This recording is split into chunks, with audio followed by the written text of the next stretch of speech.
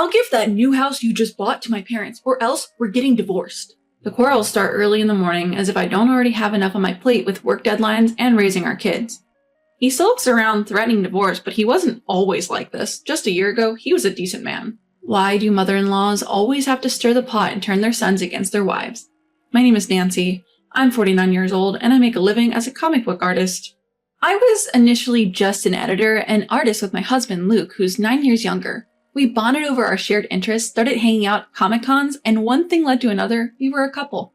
No grand gestures, no public announcements, just quietly became a couple. Before we knew it, 8 years had passed. We never really had any desire to get married, so we were comfortable in our companionship. However, everything changed when we decided to adopt. Please come to the hospital immediately. I got a call from a nurse in the middle of my workday. She told me that my brother and his wife had been in a car accident. I rushed to the hospital where the doctors broke the news to me. They didn't make it. Losing our parents in our 30s was hard, but my brother and I were adults with our own lives. We managed to get through. My brother, unlike me, was married to a wonderful woman, so our family line was secure, or so I joked. I was content with my single life. After years of trying, my brother and his wife were blessed with twins, a moment of joy for all of us.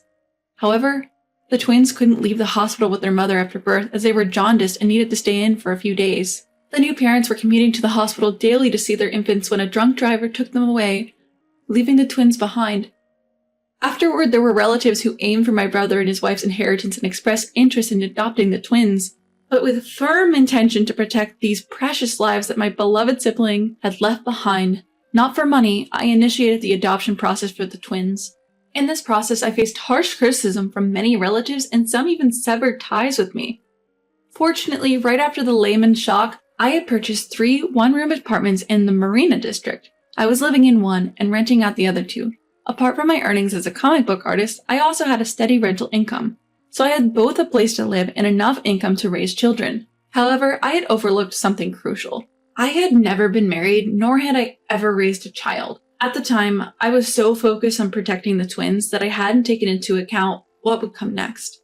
I was able to take a break from my ongoing comic series and somehow manage unfamiliar household chores and child rearing.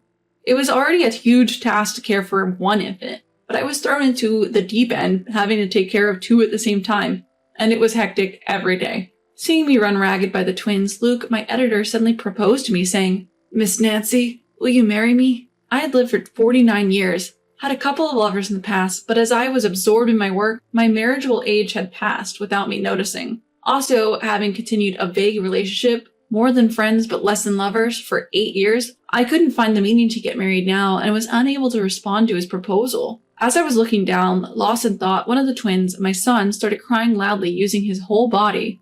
Whether he wanted milk, a diaper change, or was just angry at being woken up, I wasn't sure. There, it's okay, don't cry.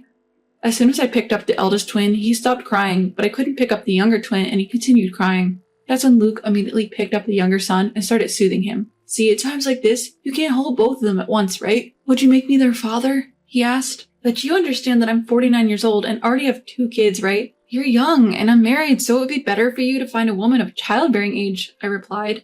But when I said this, Luke responded, "Even though I'm 9 years younger, I'm 40, I'm already quite the middle-aged man. Would you be convinced if I say I want to spend the rest of my time with you?"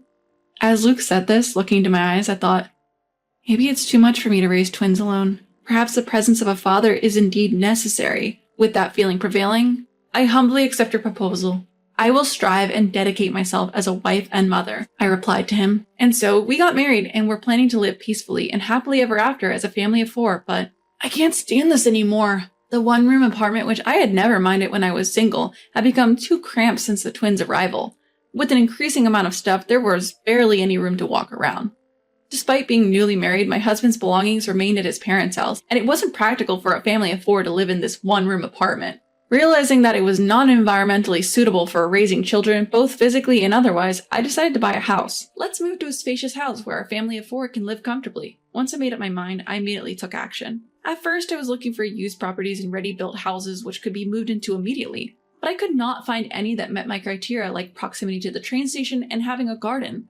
So my husband and I decided to find a suitable piece of land and build a custom home. A 49-year-old mother who's a comic book artist and a 40-year-old husband with a regular job. We thought that we could easily get a housing loan from the bank, but due to my unstable income and the repayment period, We faced several issues, and contrary to our expectations, we couldn't get the loan. With no choices left, we thought about taking out a loan together, but my husband had already taken a loan in his name to renovate his parents' house.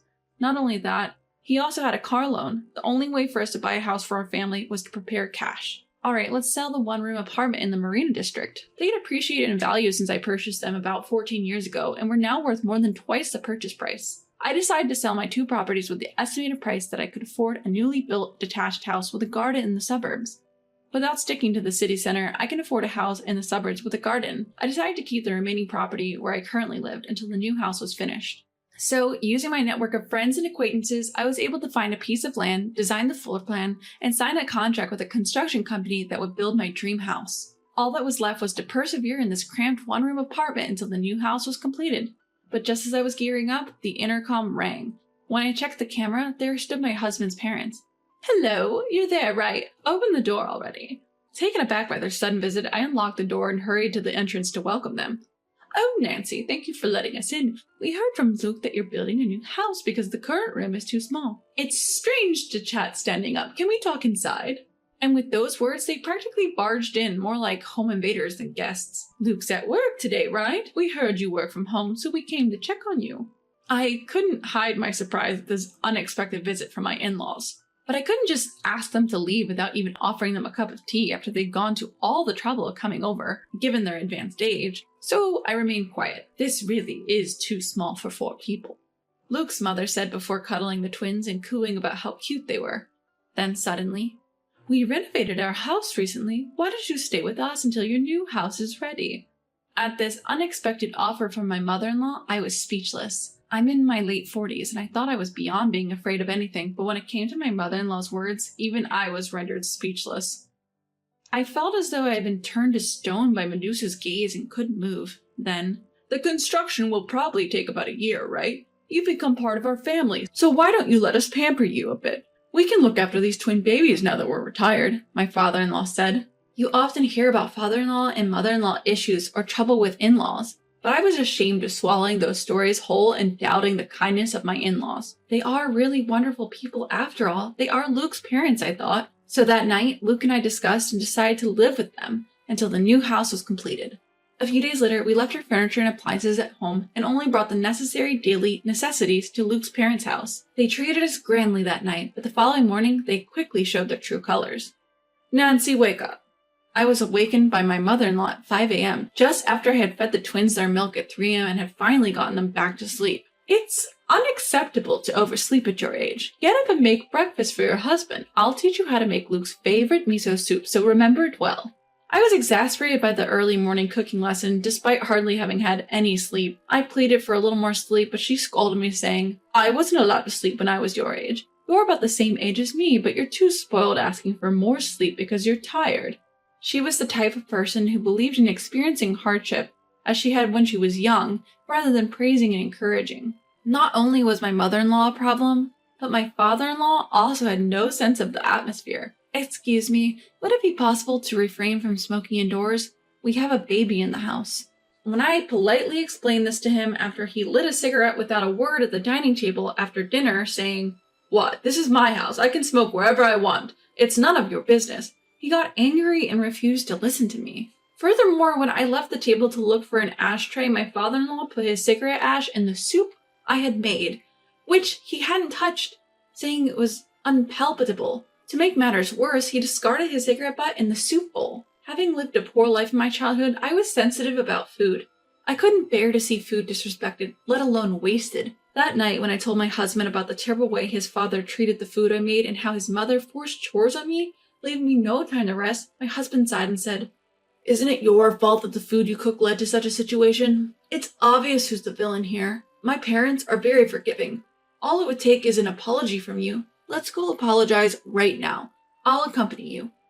If you, as the twins' mother, lack the patience and endurance, our children won't grow up to be respectable adults like me." Upon receiving my firm response that I would never apologize, my husband, his face beet red, retreated to our room without uttering a word.